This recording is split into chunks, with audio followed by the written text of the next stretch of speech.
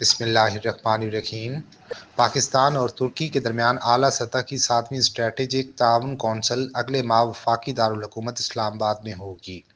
Dawn اخبار میں شائع رپورٹ کے مطابق اعلیٰ سطح کے وفد کے ہمراہ رجب طیب اردوان کا دورہ 12 اور 13 فروری کو متوقع ہے۔ اسٹریٹجک تعاون کونسل کا بنیادی مقصد باہمی تعاون کو فروغ دینا ہے، جس کی سربراہی پاکستان کے وزیر اعظم اور ترکیہ کے صدر مشترکہ طور پر کرتے ہیں۔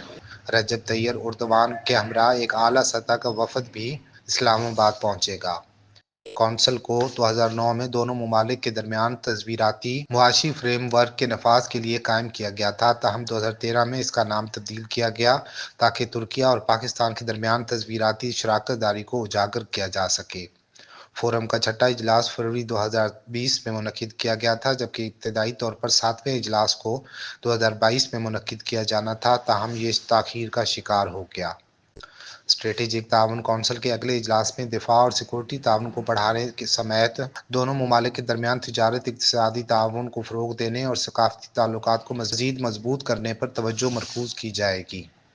گزشتہ روز ہونے والے اجلاس میں نائب وزیر اعظم اور وزیر خارجہ اسحاق ڈار نے 2020 سے 2024 کے اسٹریٹجک اکنامک فریم ورک پر پیش رفت کا جائزہ لیا اور دو طرفہ تعلقات کو مضبوط بنانے کے لیے حالیہ اقدامات پر تبادلہ خیال کیا۔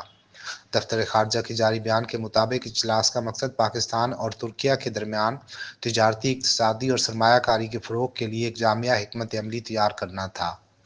بیان میں مزید کہا گیا کہ اجلاس میں دونوں ممالک کے درمیان اقتصادی تعاون کو مضبوط کرنے اور اسلام آباد میں ہونے والے اعلیٰ سطح کے اسٹریٹجک تعاون کونسل کی تیاریوں کا جائزہ لینا ہے۔